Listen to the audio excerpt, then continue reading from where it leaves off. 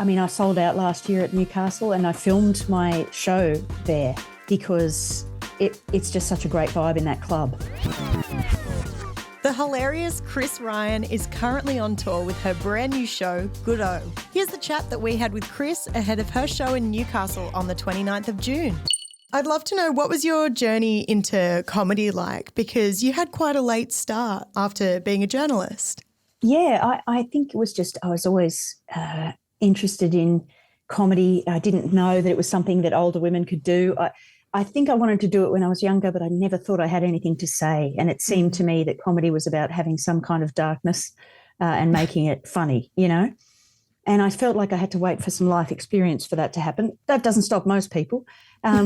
But so I sort of just, a friend told me to enter raw comedy. It seemed like something I could do, 5 minutes, and the deadline was set. So creativity loves a deadline, and in I went, you know, and it just kept going from there. I like the stage. I like the idea of being able to say what you want to say and not be ashamed of who you are or how you speak or what your thoughts are. It helps it gives you a measure of control of, you know, how you're processing life. And if you can make it funny, I think that's pretty good. Yeah, it's a bonus. So what do you feel like you have to say at the moment? Oh, I'm pretty disappointed in humanity, unfortunately, and myself. I think you can't look at the world and go, well, everyone's fucked, but I'm great. You know, that's not realistic, and it's not a comedic point of view, if you ask me. I mean, maybe it is, but not mine. So I kind of had to look at myself and go, hey, you've done some shit things. What's going on with that? You're 50. You should be doing better by now. So I'm kind of looking at some of the, well, it just pops up. It's not like a show about all of the bad things I've done. It's a show that just covers where I am at in my life, how I'm seeing the world, fakery, pop psychology, and trying to do self-improvement, but still failing quite a lot. Yeah, wow. That's really interesting. It sounds super vulnerable. And like, how do you make it funny? Yeah, I don't know, because humans are pathetic and we do really dumb stuff. Yeah. And it's outrageous how dumb we are when we think we're clever. And, you know, when we think we're cool and stuff, we're just embarrassingly dumb.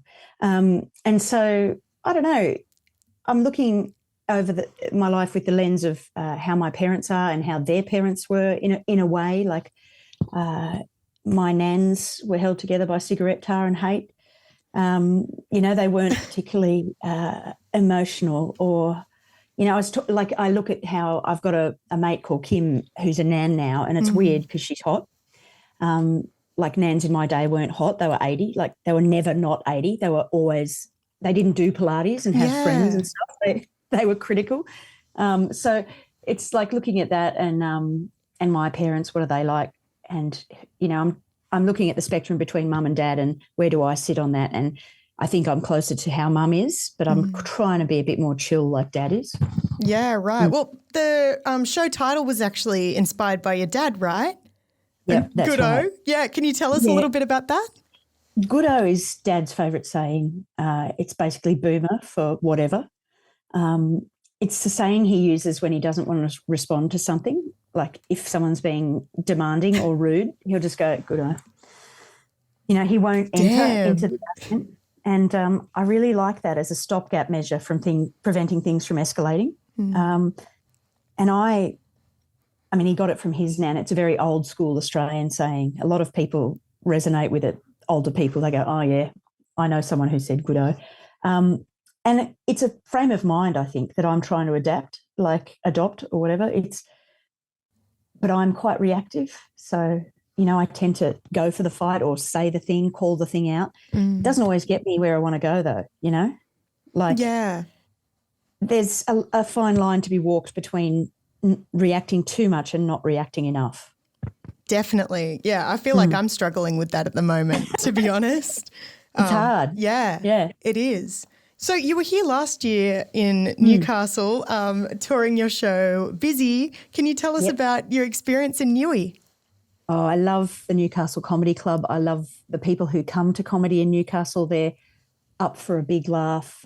They take a chance on people they haven't, you know, really known. And I feel like, I mean, I sold out last year at Newcastle and I filmed my show there because it's just such a great vibe in that club. And it was from the get-go. You know, it was such a good experience. The room was pumping from the moment it started. So it was the ideal place to film the show. And now I'm using all of those clips on, you know, TikTok and Instagram reels and stuff like that. So yeah, Newcastle Comedy Club features heavily in my social media feed. Yeah, that's special. That's really special. Yeah. It is special because those guys have done it, and it is guys. They have done a great job setting up a room in a place where there was not a weekly room, and it's a great addition to the art scene in Newcastle. Yeah, definitely. I'd love to know what have been some highlights from touring Goodo so far. I think I love some of the.